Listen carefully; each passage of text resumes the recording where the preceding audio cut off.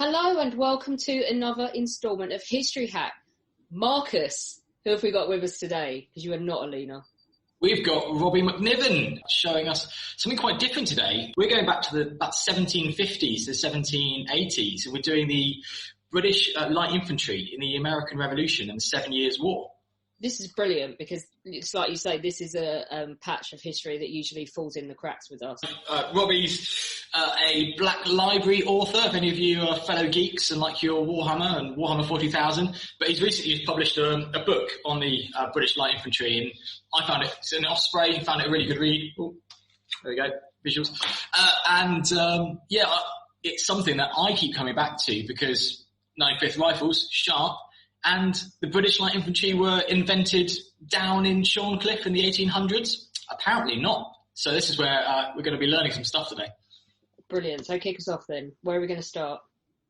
So let's start off with the American Revolution if we can, Robbie. Was the British Army badly trained for fighting in that war? That is a common misconception, and you can kind of see why it builds up over the years. But I think... well, it is a misconception. I think that actually, in reality, the British armed forces are fairly well equipped when it kicks off in 1775 to deal, at least at a tactical level, with their colonial enemies. The most important thing to remember from this period is that the British are not strangers to fighting in North America. You know, the 7 Years' War / French and Indian War in the mid-1700s sees them engaged across North America, from Quebec to Florida, and the people involved in that, sort of mid-level officers at that stage, are coming back as, you know, major and lieutenant generals during the Revolutionary period, taking the experience that they have from that style of warfare in North America and really inserting it into the expectations of what they're going to be dealing with when it comes to fighting. I don't know what we should call them, the revolutionaries, the rebels. Patriots is kind of a bit of a dated term. Naughty scamps. Let's go naughty scamps. My former PhD supervisor used to say that the difference between the American patriots, so-called, and the loyalist Americans was how they pronounced either patriot or patriot. So, it's a bit of a dated term. But anyway, we'll just go with the revolutionaries for now. Yeah. If the Chris was here, he'd go full on with traitor, wouldn't he, Marcus? Oh yeah, to the king. So before that, they're fighting the Native Americans, the indigenous people, and the French, this is our Last of the Mohicans territory, but either the book, which is very good, or Daniel Day-Lewis film, epic music. Is that the origins of the British Light Infantry? Just about, yes. Some people claim that because before the 7 Years' War, you had British forces in the Highlands of Scotland, where I am, suppressing the Jacobite Rebellion of 1745. And there are some historians claim that the origin of the idea of light infantry comes from that period, where you would need sort of less cumbersome units that were able to patrol the Highlands, which at that period were kind of a colonial frontier in their own sense. But yeah, the 7 Years' War is really where you see the emergence of regular light infantry formations in the British Army. You see some of it in Europe, actually, so it's not just an American experiment.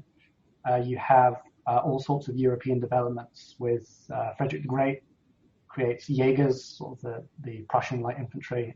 You have the Russians utilize Cossacks.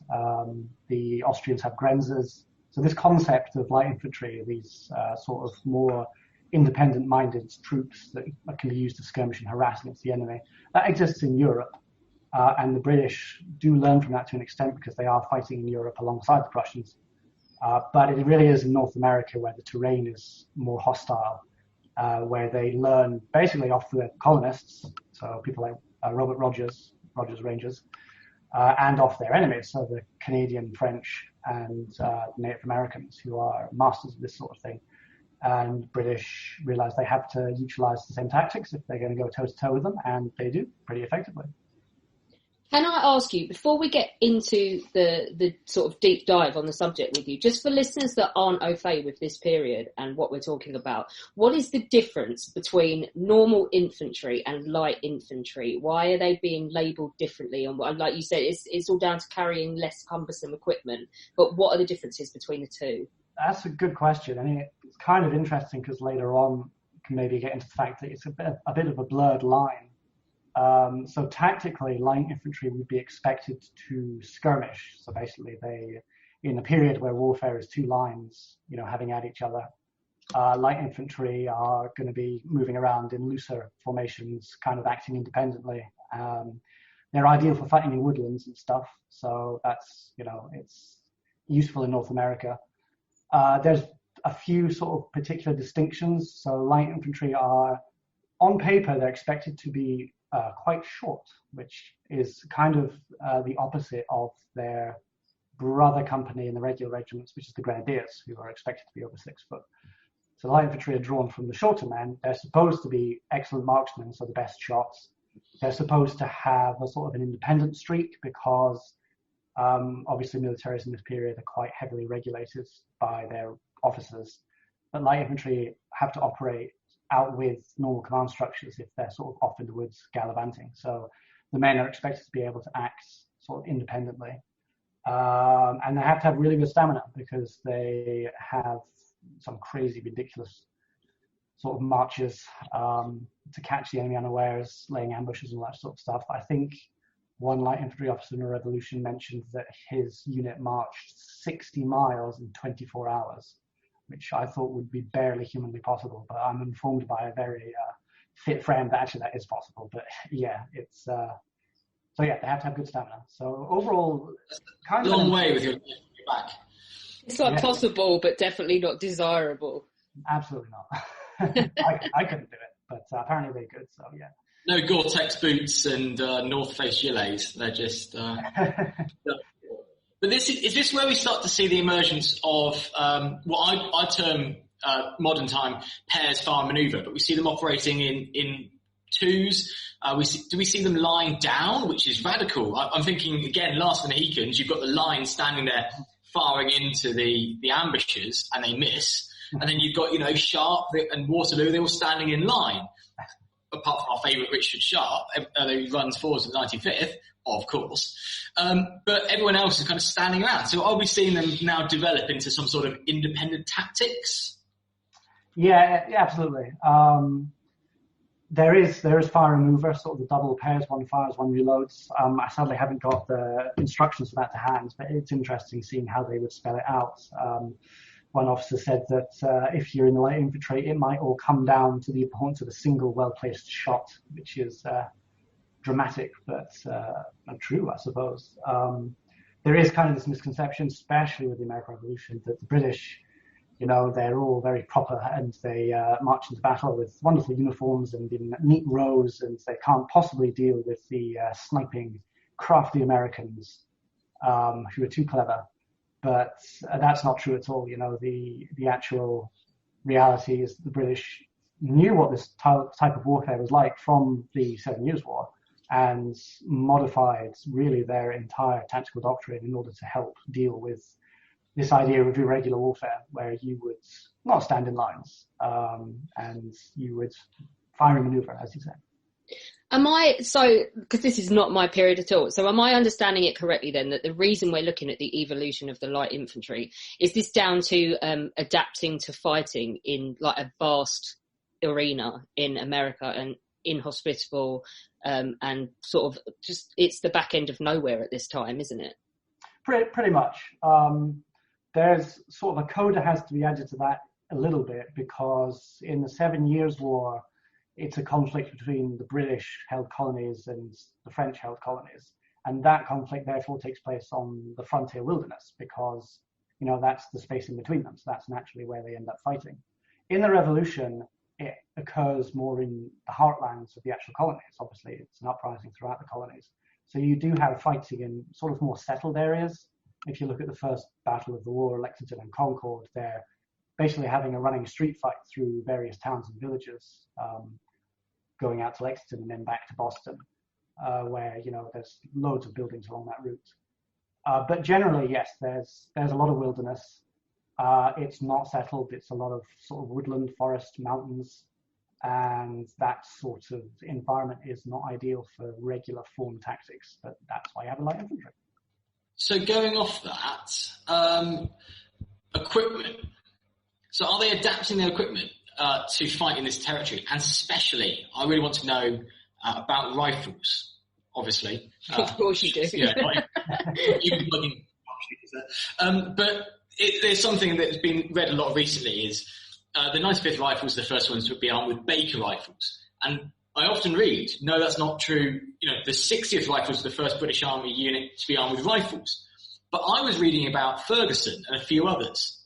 So is that not quite the full picture? Are some of them, because you mentioned a single well-placed shot, is that we're getting, rather than a smooth barrel, which I always think of as a bit of like a tennis ball out of a drain pipe, a rifle puts a spin on the bullet, a little quarter turn, a bit like the opening scene of James Bond. You see those grooves, and you can actually shoot where you're going. Are we seeing some of those in North America in the 1700s? Yes, absolutely. So the interesting thing about this conflict is it sees the first ever development of a standard issue British rifle for the British Army.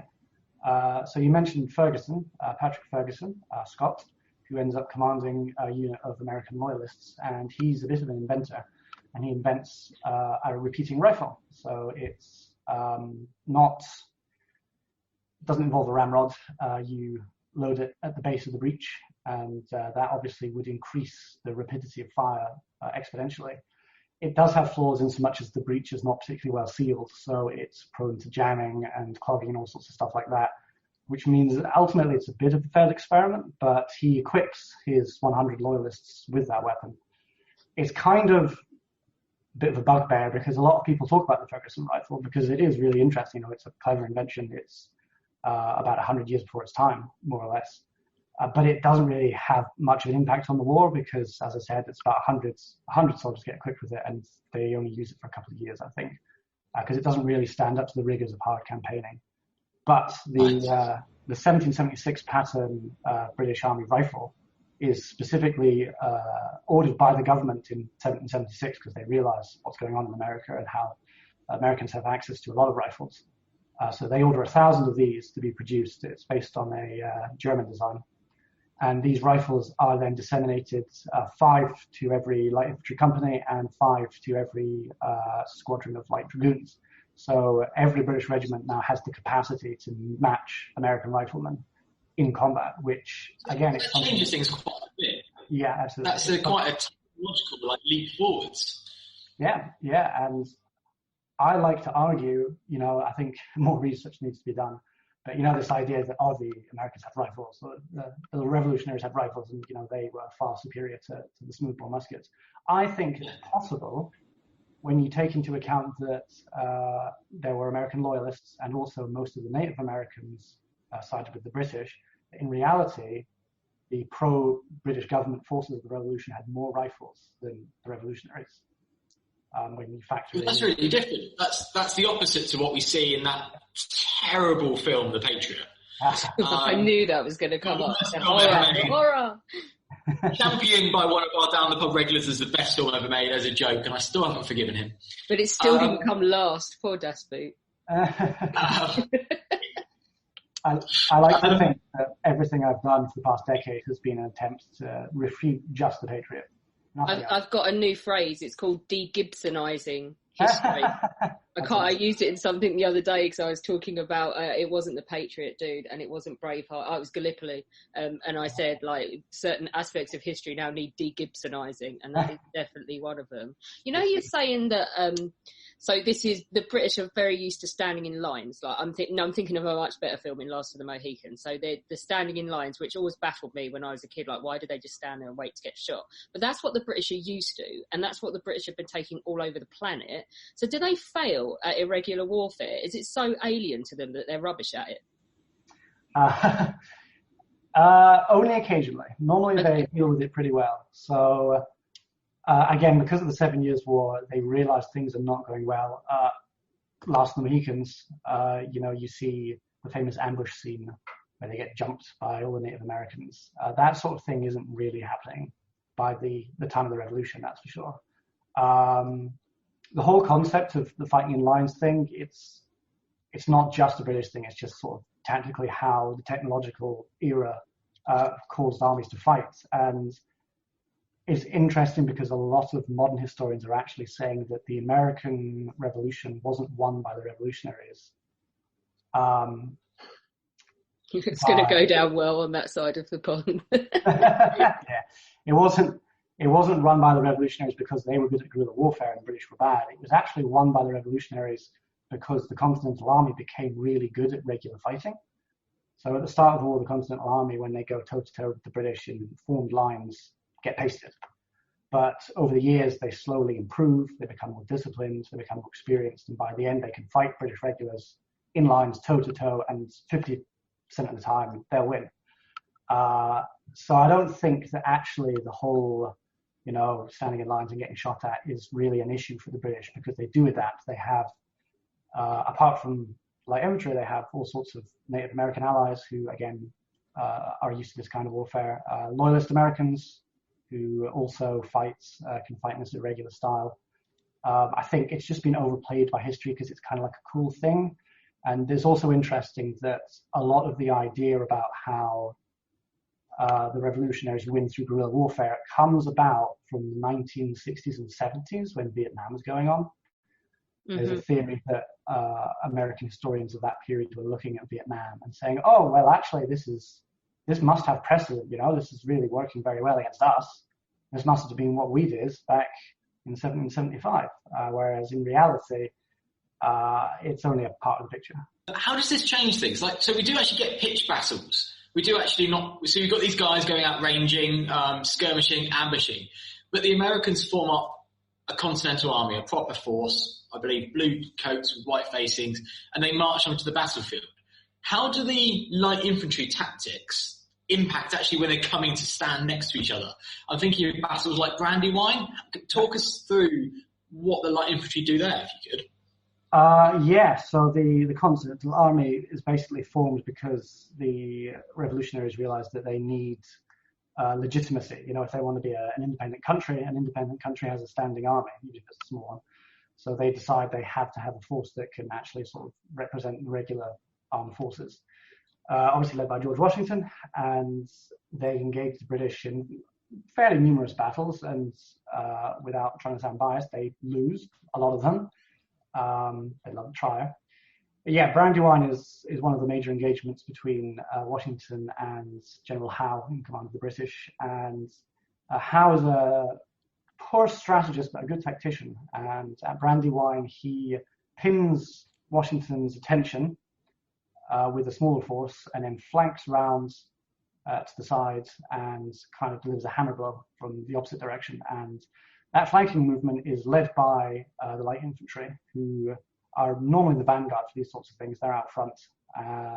It does help to highlight their skills as skirmishers because the terrain they end up fighting through is pretty sort of disjointed. There's lots of trees and gullies and rocks, and they end up engaging Continental Line units in kind of the reverse of this popular image of the British in rows and the Americans skirmishing. The Continental Army in that fights are in ranks, all lined up, and the light infantry are operating sort of in little pockets, little groups, running around, engaging where they have to, falling back where they have to, displaying the sort of independence that makes them effective troops because they don't operate, they're in battalions, so it's 10 companies of light infantry, but they don't fight as a single block. Their companies are allowed to kind of go off on their own initiative, depending on how things are going and the sort of terrain they're fighting in.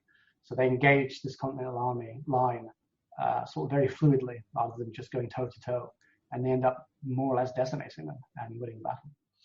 I heard an anecdote, and you can tell me if it's true, that at this battle, we mentioned Major Ferguson earlier with his breech-loading rifles, and his men spot at least one officer in a flamboyant uniform and ask for permission to open fire and basically snipe, using a more modern term, and pick off the enemy officers.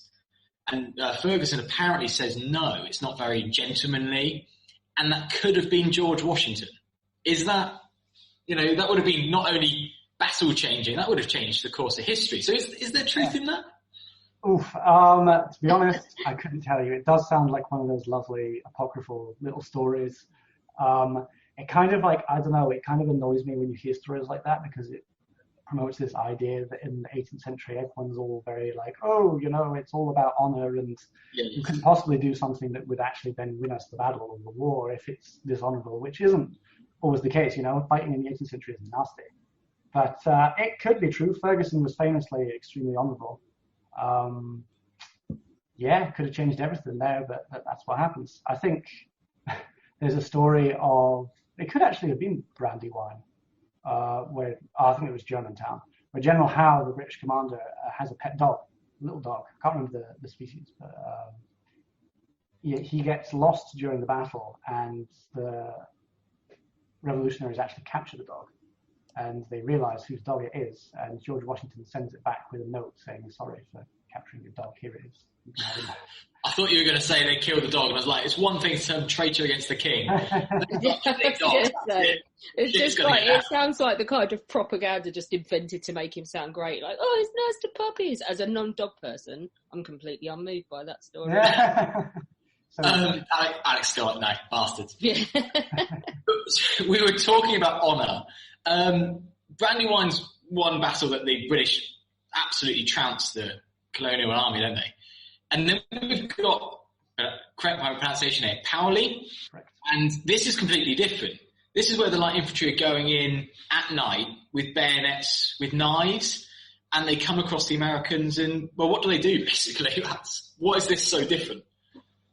Yes, that's interesting because it's sort of the idea, if it was modern day, we'd sort of call it special operations or something like that. It's a nighttime raid over a fairly long distance where they don't actually catch the Americans completely by surprise. They get some warning beforehand, but they're very much unprepared. And it's the sort of thing where, if you're going in and attacking an enemy who's sort of unprepared and it's dark and it's all a bit confusing, that's the sort of situation where prisoners don't often get taken because it's all a bit chaotic, and you worry that if you start taking prisoners, then they might try and escape or they might turn on you amidst the chaos. So it's one of several incidents where British forces sort of commit potentially an atrocity. They try and play it up, that is, the revolutionaries try and play it up as a massacre afterwards, whereas the British say it's just an effective military operation. It was, there's nothing particularly unusual about it. And to be honest, I don't think it's particularly unusual during the period. That sort of thing happens, not regularly, but it's not unknown. It's a case of, well, actually the British light infantry attacked without flints in their muskets because they didn't want any stray shots to give away their approach. So they had to use their bayonets, didn't have any other weapons. And that's where it started to get messy. So that's what I was reading. So they're going forwards at night time mostly through woods. And if anyone's ever tried to walk through woods at night time, it is impossible to stay silent. I remember moving with a section of just 8 men, and it sounds like a herd of huge elephants, like walking through any trees. It is really difficult. And then they're going in with bayonets. So this is kind of, you're probably not going to be doing this with your regular line infantry. They're going to be stomping around, especially if they were marching in line. They just like walk into trees and down ditches. So this is a little bit, like you say, a little bit special. This is picking out these men they might be shorter, but they might be more intelligent. They might be swifter, and they might have this extra training. And they're going in and they're doing something a bit underhand, or maybe it's not so underhand. You were saying we just like to think that everyone was very honourable, British stiff upper lip, and we're going to wait until 11 o'clock to start fighting. But actually, if the opportunity's there, the light infantry are the ones going to be taking this opportunity? Yeah, definitely. And it's the sort of thing, it actually happens on multiple occasions. So a year later, there's what becomes known as the Baylor incident or the Baylor Massacre, where, again, the light infantry do a forced night march and they come upon about 6 barns that are occupied by Continental Army Light Dragoons who are asleep at the time. And they just go from barn to barn, killing them silently with their bayonets. So it's something that they come to excel at. And actually, it's so effective that then the Continental Army tries to mimic it. So the Continentals create their own light infantry force. And they kind of pull the same trick a year after that. So at Stony Point, they launch an attack. This is American or Continental Army Light Infantry. Using only their bayonets, catch a British garrison at Stony Point by surprise and win probably the best colonial victory of the year. there, basically just mimicking what had been done to them over the past 2 years by the British. It just reminds me of the bit in Blackadder with the spies, and Blackadder goes forth. We're doing it, we're like heroic, noble soldiers, and then they start doing it to us, it's like underhand, how dare they? It's true, yeah. I mean, there's really interesting how much the revolutionary side wins the propaganda war throughout the whole revolution. You know, if they do something nasty, then it gets covered up, or it's just, you know, it's in the name of liberty and freedom. Whereas whenever something bad is done to them by opposing forces, it's really played up. I mean, the Baylor incident that I talked about, they commission an investigation into it, and they have people giving testimonies and witnesses talking about how many wounds each individual soldier suffered. You know, some of them are sort of 17, 18, 19 wounds, and it's all sort of forensically displayed.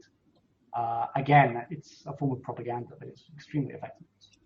Is the biggest example of that, and I could just be completely Gibsonizing myself here, the church that they torch in that film? Yeah, the famous church scene. So that is totally made up. There was never, I think there were a couple of churches burned by British forces in the South during the Revolution, but there was no one in them at the time.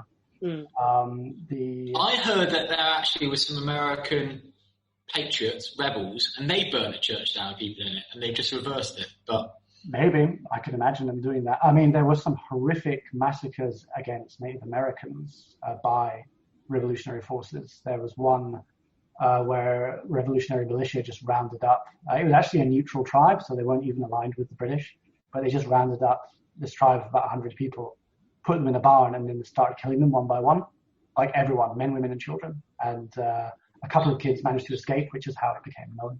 But yeah, that was just insane. But that sort of stuff happened a lot on the frontier, where it gets even more complex because you have the Native American dynamic as not just sort of British versus revolutionaries. It's a whole sort of messy thing. But yeah, there was no mass church burning with people inside by the British, I'm glad to say. Earlier on, we were talking about sneaking through the woods and these kind of pairs, and also operating at night. So something when I think of the British uniforms at the time, you've got either mostly a tricorn hat, you've got big hats. The coats have actually got tails on them, a bit like a gentleman's morning suit, a Royal Ascot. You've got a lot of bags and coats and water bottles and bread bags. Do they adapt any of this for the light infantry? Yeah, and then, I mean, the adaptations are so successful that they end up actually employing those changes throughout the army quite frequently. So the skirts that you mentioned on the coats are often reduced or cut down. Sometimes they even just take the waistcoat that they would have underneath the jacket and sew sleeves, because it's a sleeveless waistcoat. They just sew sleeves onto that and wear that as the coat, rather than the more cumbersome, heavy version.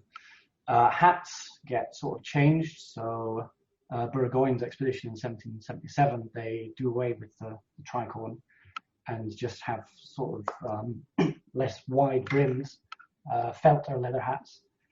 Officers start doing away with the more extravagant symbols of rank. So they remove gorgets, for example, and they wear less fancy lace. And it's notably effective because I think one of the first battles of the war, Bunker Hill, the officers suffer disproportionately huge number of casualties. But that's never really repeated. It's another sort of common trope that, the Americans sniped British officers, and because they did that, because they were so cunning and clever, and the British didn't know what to do. I don't think actually statistically the British didn't suffer any higher officer casualties than any other conflict during this period, except for that initial fight at Bunker Hill, where afterwards they start removing these symbols of rank that mark them out. So they're being practical about it, and they're introducing these changes. So they get rid of some of these extra bits that mark them out as officers. They kind of look a little bit more like their men. Do any of them carry muskets? Do any of them, because we always think of a British officer, he's waving with his sword from a distance going, shoot over that way. Yeah.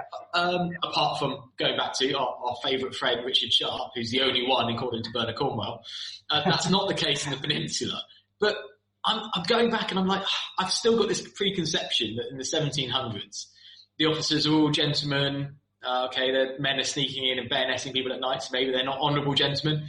But are they joining in? Are they firing? Are they protecting themselves with muskets? Yeah. Well, speaking of maybe not honourable gentlemen, One of the incident I mentioned earlier, the Baylor Massacre, the revolutionary eyewitnesses that survived say that actually the light infantry, when they took prisoners, the regular enlisted men were saying to the officers, "We've got these prisoners, what should we do with them?" And the officers are the ones saying, "Kill them." So that's an interesting twist. But yes, British light infantry officers were armed with firearms. They were armed with Refusals, which is basically, well, first off, they're a private weapon. So the officer buys his own Refusal. He's not sort of issued it. It's not a mass market type weapon. And normally, okay, to join the light infantry, I need to go into London, buy myself a musket. Exactly. Okay. So, they tend to be a bit lighter than a regular musket, but there's a common misconception they're shorter, which they're not always. So that lets an officer basically join in the fighting. There's some complaints in so much as people say, well, an officer shouldn't be fighting, he should be leading. You know, he should be, instead of thinking about loading and taking aim and all that sort of stuff, he should be thinking about the actual wider battle. But I think with light infantry, because of their role as skirmishers and being scattered as they are often in woodland and stuff like that, it's a good idea for an officer to have a firearm. So yeah, they would all be equipped with one. So we've got specialist hats, specialist coats. We've got officers with firearms fighting. Do we see any of them wearing green? Bit of camouflage, bit of 95th jackets? Do we see this emergence of some sort of blending into their surroundings? So interestingly, we see that in the 7 Years' War, one of the light infantry units swapped their red coats for brown. So everything they have is brown. They even brown their muskets and change their buttons to black so they don't shine. Nothing shiny. Yes. Nothing shiny. In the Revolution, so the Loyalist Americans, their standard uniform is actually green. Simcoe and Tarleton and all his men, Loyalist officers, they all wear green. The British, off the top of my head, I don't think they have any units that wear green in the regular army, but there is, I think it's generally understood, especially when it comes to fighting like Canada and stuff, that it makes sense to not wear red. It's like we always see them in those highly like shiny red coats and that, but the reality is very different, isn't it? By the time they wore them everywhere in that, they were absolutely more a faded pink colour. Yeah, definitely. I hate seeing in films and stuff where they all have like pristine uniforms and like powdered hair and all that sort of stuff, whereas in reality, I was reading just last week that one light infantry officer did not take his clothes off for 10 weeks because he was, like, the campaign he was on was so intensive. Like, he didn't even, change his shirt. He was wearing his clothes, like sleeping in them. He said he had his Refusal with him constantly because they were constantly under the threat of being attacked. So, yeah, I think the reality of 18th century uniforms is they were pretty grimy and a bit threadbare. I mean, this is before Lynx Africa's invented. Yeah. So 10 weeks, you're gonna boy thing of just drowning yourself in an entire can of Lynx Africa in the morning wasn't going on in the American Revolution. This is groundbreaking research. Yeah. You were going to sell that man for quite a way.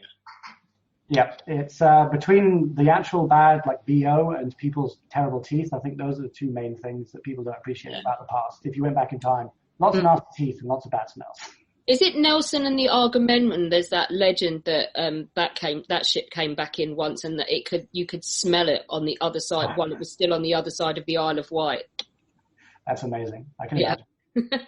And that's, you haven't just got one man smelling. You've got something like 500 men working together. Yeah. Absolutely thinking. No tooth. Yeah. It's going to be horrendous, the thought of it. And I mean, from what I believe of the 1800s, they were issued normally 2 shirts, 2 trousers, 1 jacket, and that lasts them until next year's supply. So you've got 12 months to wear the same jacket. It's going to, they say they're not going to be pristine, looking like toy soldiers. They're going to have holes in the sleeves and probably missing another elbow. And it's just going to look really raggedy by the time they get back, especially if they're going through, North America's full of really thick forests with thorns and brambles, and it's going to get torn, it's going to get ripped.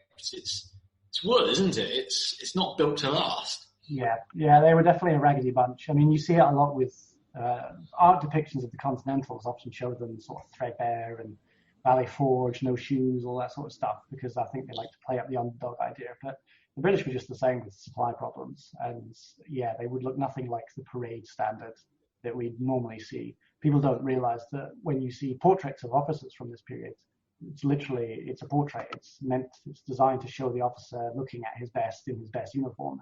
Whereas in reality, that's not how they would look in the field.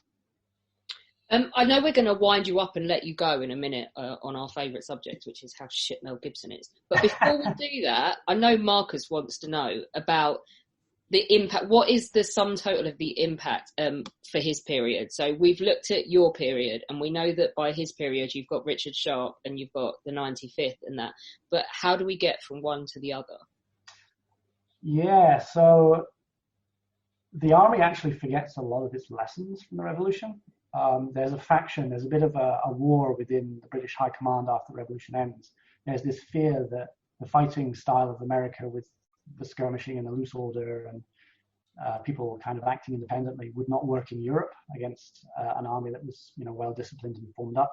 So that if they then ended up at war with France, as they do, it would be better to mimic the Prussian style of fighting, which is very much the sort of regimented, everyone's in a line idea. So ultimately, the Prussian faction, if you will, won the battle for the heart and soul of the army in the decade after the revolution. But the lessons for the light infantry specifically aren't completely forgotten. So you have Sir John Moore, of course, who was an officer during the revolution and fought in the revolution, a very junior officer. He took lessons he'd learned from the style of fighting in America, and you get Shorncliffe and all that sort of stuff. Other units like the 60th, the Royal Americans, become a rifle-only unit.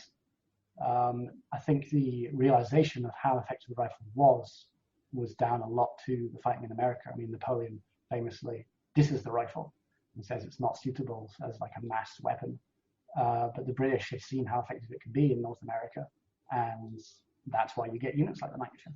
Yeah, I was just going to say, yes, Sir John Moore, he's famous for his burial poem, which we covered in one of the Sharps reunions. We finished off with a little reading from Ali of that poem, which is really nice. But he's he makes Wellington look good by his retreat. But he's there as a junior officer. And do you think he learned from these? So when he became a senior officer, he was like, actually, those men, they did good. So what I want to do is go and get more of that and bring it back. And there's a gap, isn't there? Experimental Corps Riflemen's 1800. So we've got a gap of 20 years? And there's a bit of knowledge loss. But do you think that's where he's taking the ideas? He's put them in his back pocket for a while, and he's bringing them back out at Shorncliffe on the south coast? Yeah, I think so. I think it's just a continuation from, in the revolution, you have senior officers who were junior officers in the 7 Years' War, so previous to the revolution, taking their experience into the revolution. And then when you come to the Napoleonic period, you have senior officers who were junior officers in the revolution. So it's sort of that learned experience that carries over from one conflict to the next. And even if on paper the British Army didn't really seem to capitalize on what it had learned in America, individual officers like Moore did. And eventually that shines through when you have obviously a highly effective light infantry. I think it's a full division by the Peninsular War. By the end of it, it's the full division of light infantry, light division, with the 60th Rifles interspersed, one company per brigade, if they could, throughout the army. So people are learning. And something we hadn't actually covered was the makeup of the regiment. By this point, every regiment's got a light company. So a tenth of your strength can go and do this skirmishing thing, which is something as a Napoleonic historian and being extra geeky, we've already talked Warhammer, I do reenactment as well, super geeky. We've got 95th Rifles and 60th Rifles, but you've actually got light companies can go forwards. And so all of a sudden, by the time you reach Waterloo, you've got a screen of light infantry in front of anybody. Sharp, he's part of a light company in the South Essex Regiment. But they didn't actually have that until, the 7 Years' War. Yeah, it's interesting as well, because in the Peninsula you have or at least by Waterloo, you have entire regiments of light infantry, don't you? So the 52nd are light infantry regiment? Yeah, 43rd, the 52nd are the first, and then during that time they're converting people like the 68 Durhams, and they're converting more and more through the period. I think they just started to wake up and go, we need this. And it's very interesting that I always think it didn't happen before. Why did they not see this? And it turns out they did, and then they just some people forgot about it. Yeah, kind of. It's an interesting development with the entire battalions of light infantry, because they did that in the Revolution, but they went about it in a different way. So you had one company per battalion was light infantry company. And what they did was they drafted those companies, removed them from their parent regiments, and formed a composite battalion made up of the companies of loads of different regiments. And then they could conduct these special operations like Powley and be generally effective on the battlefield. That was it had a downside, because it obviously means you've taken those companies away from their parent regiment, so that regiment's a bit under strength and it doesn't have access to light infantry. So clearly when it comes to sort of the peninsula, they've realized that, well, actually, instead of just harvesting the companies from different regiments, we should just form regiments of light infantry as a basis, and then they can operate effectively. So. Because taking away a company, there's 10 companies in a battalion. One was already grenadiers, you mentioned, the tallest, the strongest men. So then they're converting one of their other 9 companies left. So they're losing potentially a tenth of their strength to go off and do these ranging, these skirmishing, these ambushes. So that would affect, the battalion commanders who might not like that. Yes, exactly. I think that's the case. But they solved that problem, I guess, by the Napoleonic periods, where they have their own regiments of light infantry. It really gives different backgrounds to the Napoleonic and the Peninsular War and even the Revolutionary Wars, that we'd think that they're only fighting in line and they're breaking new ground by doing light infantry tactics. And Richard Sharp's the first person to go off ranging with his own weapon. And actually, they're not even a full generation before. They are doing this in America. Yeah, I think so. I think it's interesting to highlight that. I think you mentioned at the start that this isn't, especially in Britain, the revolution is not a particularly popular topic, maybe because we lost. But I think recently there has been a lot of interest in the British side of the revolution. It's not just sort of the American story now. American historians and authors as well are doing loads of really good research into how the British fought the war, and coming up with the fact that actually they went about it pretty effectively. The issues were far more strategic than they were tactical. And when you come down to the sort of battlefield level, you have this light infantry component basically playing the revolutionaries at their own game. Yeah, I mean, you say we lost, but George Washington was a British officer, slightly treacherous British officer. So in a way, we just we won and we lost all at the same time, because it was one of our own. So we can take a win there. Only our own. Right, okay. I'm going to let you do it. What we're going to do here is something a bit unusual, but I think could be quite fun. Yeah, let's de-Gibsonize the American Revolution. Tell us what's wrong with the Patriot. We did a whole episode on Braveheart, so it's only fair that you get to rip it. I mean, as a Scot, I would also do something on Braveheart, but I'll leave that one at the door. I could talk for hours about the Patriot, not in a good way. It's just the idea that, for a start, he's South Carolina, sort of like landed gentleman, and supposedly his slaves are all free people working his lands and he's paying them. That just takes the piss out of actual American history. This idea that he would somehow be this noble guy that doesn't have slaves on his plantation. That's literally a plantation he has. And that's just that side of it. In terms of the actual military history, my God. It's like sniping from behind trees and catching out these dumb Brits who just don't know how to fight in woodlands and are so easily outwitted. And, it's good fairy tale stuff. But when they then compound it by doing things like the church burning scene, I've read that the actual church burning scene was meant to be in Saving Private Ryan, because the producer for The Patriot was the same producer on Saving Private Ryan. And they were going to have a scene in that where the SS burn a bunch of civilians in a church, which they did do historically, but they never got around to using that scene. So the producer was like, I'll just stick it in my next film. Mel Gibson, who famously seems to hate the British for whatever reason, has taken a scene written for the Waffen SS, yes, where the Waffen SS kill a load of civilians and writes it as British officers. Exactly. Yeah, that's literally what happened. Wow. So that just... And worse than that, he has a character based upon somebody I think that you and I talk about a bit. Do it. The only good thing about The Patriot is Jason Isaacs. He is just a delicious baddie. He overacts it, hams it up. It is fantastic. Yeah. But he's playing a fictional character that's basically Tarleton, this kind of brilliant cavalry commander. Yeah. You'd say he's one of the good guys almost. Definitely. He's one of my history favorites. He was an exceptional cavalry commander, probably the best of either side during the war. He won a whole string of battles. The most famous because he'd lost his one big battle at Cowpens, which is, again, the basis for a lot of the fighting in the Patriot.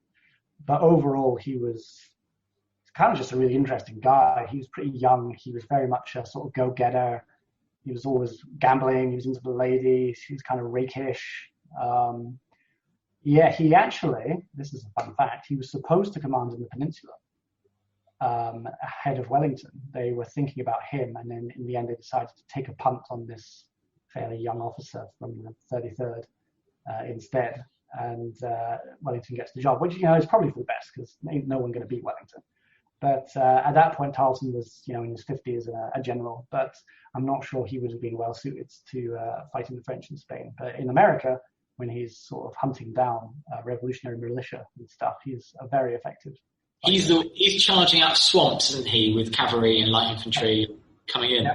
All sorts of shenanigans, but not, I should add, doing crazy, brutal stuff like burning churches full of civilians.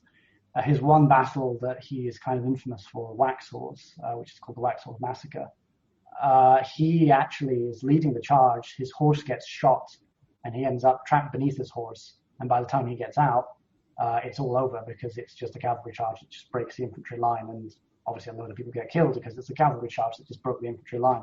But again, speaking of propaganda from the war, the revolutionaries use this and call it a massacre and say that he's massacred all these people. And it's effective because they get loads of new recruits throughout the southern colonies when that happens. So you can see why they've done it. But it's, this idea of him as a butcher is just totally invented. So apart from Jason Isaacs acting, and I think we get a couple of very overused GIFs on social media from the film, is there anything good in The Patriot? Well, the costumes and the uniforms are kind of good and bad. So if you want to say this is what your average British or Continental Army soldier or even civilian looked like during the Revolution, that's correct. But then they don't factor in the realities of campaigning. So as we've already said, they would have been muddy, threadbare, all that sort of stuff. So Mel Gibson has like a perfect perm, doesn't he? It's like tight. Exactly.